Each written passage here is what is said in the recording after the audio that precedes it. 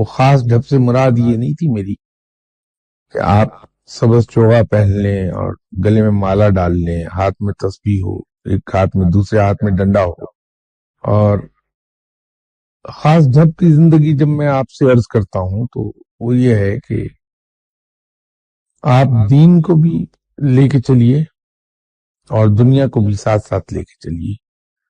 جو دنیاوی فرائض ہیں ان کو اس انداز میں پورے کیجئے کہ آپ نے اس کا اللہ کو کل کو جا کے جواب دینا ہے، اس میں کہیں کوئی کوتاہی نہ رہ جائے، کوئی کسر نہ باقی رہ جائے.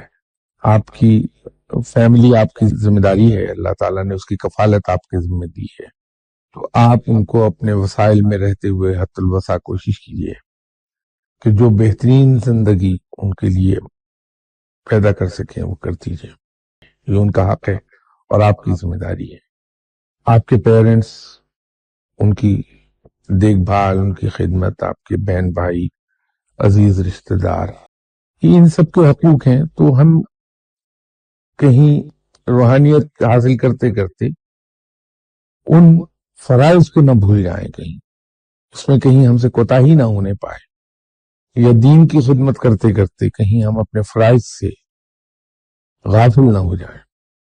یہ فرائض ہمیں ادا کرنے ہیں اور اس کے لیے ہمیں اللہ کو کل کو جواب دینا ہے. اسی طرح جو فرض عبادات ہیں اس کے لیے ہمیں اللہ کو جواب دینا ہے.